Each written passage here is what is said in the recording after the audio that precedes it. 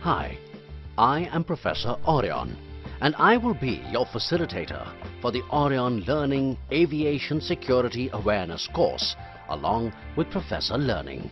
Hi everyone, I am Professor Learning. Welcome aboard this journey in your pursuit to learn more about aviation security. As part of this course, we shall answer the following questions. What is aviation security, or AVSEC? What are the various measures that ensure security of civil aviation? Why should we be aware of these measures? The following modules shall answer these questions. 1. Introduction to AVSEC. Aviation security. 2. Access control. 3. Protection and search of aircraft. 4.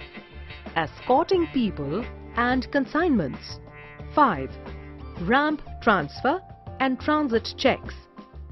6. Bomb threat procedure. Let's start with our first module, in which we will cover 1. Definition, need and significance of aviation security. 2. Threats to civil aviation security. 3. Various international and national agencies regulating civil aviation security. 4. A brief overview of the aviation security measures.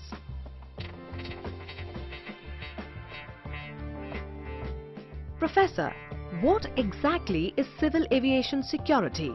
Aviation security is the application of measures to ensure that such events do not occur.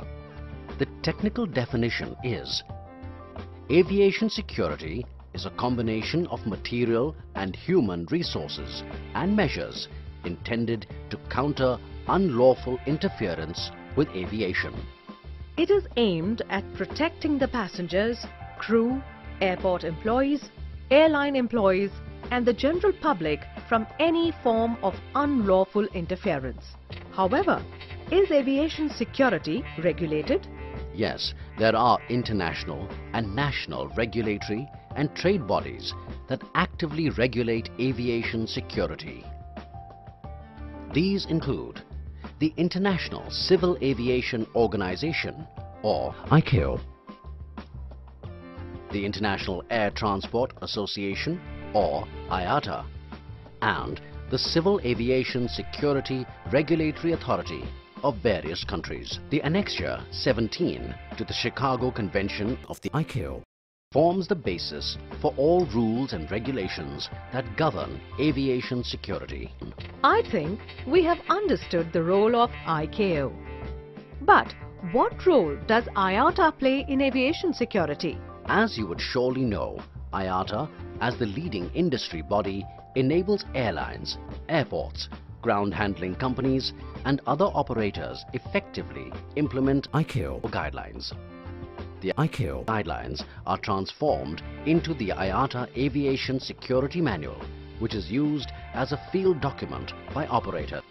What role do national civil aviation security regulatory authorities play in the entire scheme of aviation security? The national civil aviation security regulatory authorities of various countries, or the designated authorities, represent their respective countries at ICAO and also monitor the implementation of the aviation security laws enacted by their respective countries by various operators operating within their countries. They also publish the National Civil Aviation Security Program, or the NCASP. Let me share with you some of the examples of designated authorities or National Civil Aviation Security Regulatory Authorities. United Kingdom Department for Transport, United States Transportation Security Administration (TSA), Belgium Civil Aviation Authority (CAA), India Bureau of Civil Aviation Security (BCAS). Professor, Could you please tell us as to why civil aviation is such an attractive target for threats? It is a very attractive target due to the following reasons. Instant publicity,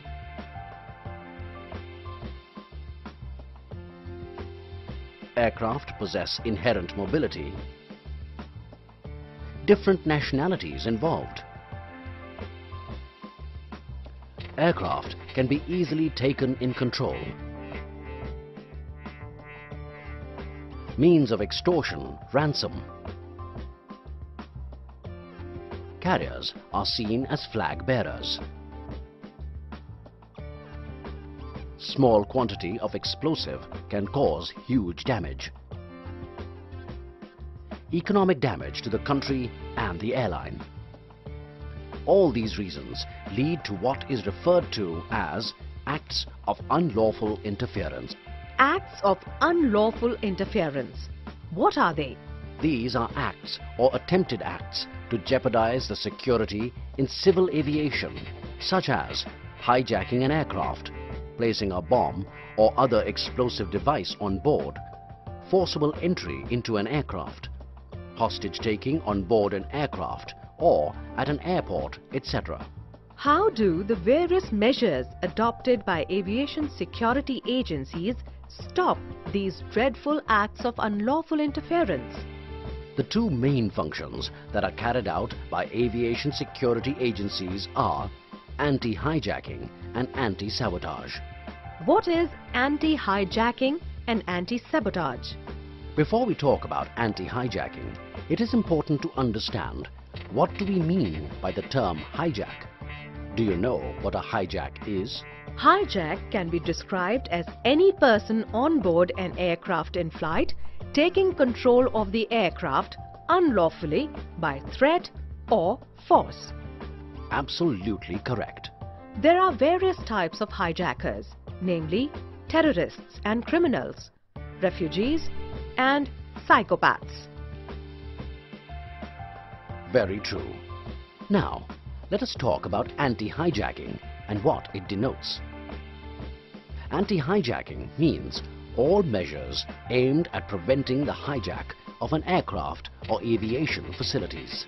The responsibility for the implementation of anti-hijacking measure is generally the responsibility of state security agencies or federal security agencies or agencies authorized by the state to carry out anti-hijacking functions. Airport security police, state police and military. There are a set of rules and protocols that need to be followed to ensure complete safety. Let's see them one by one. Frisking of passengers and their hand baggage.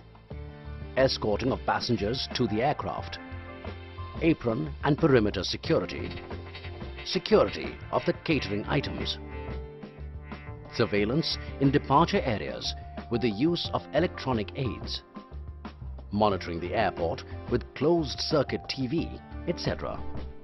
Professor, having learnt about anti-hijacking, what exactly is anti-sabotage? Anti-sabotage is the implementation of measures aimed at preventing sabotage of an aircraft or aviation facility, such as placing a bomb on board an aircraft or airport, destroying radar or aviation fuel dumps, etc. Anti-sabotage measures may be made the responsibility of the state security agencies or agencies authorized by the state or even the airlines. What are the measures implemented to ensure that these events do not occur? Let's take a look at some of the anti-sabotage measures. Supervision of movement of registered baggage from check-in counter till it is loaded into the aircraft. Anti-sabotage check of aircraft at originating station and guarding until takeoff. Guarding of aircraft at transit stations. Prevention of access by unauthorized persons by checking airport entry permit, AEP or pass. On-the-job supervision of all personnel. Security of aircrew baggage.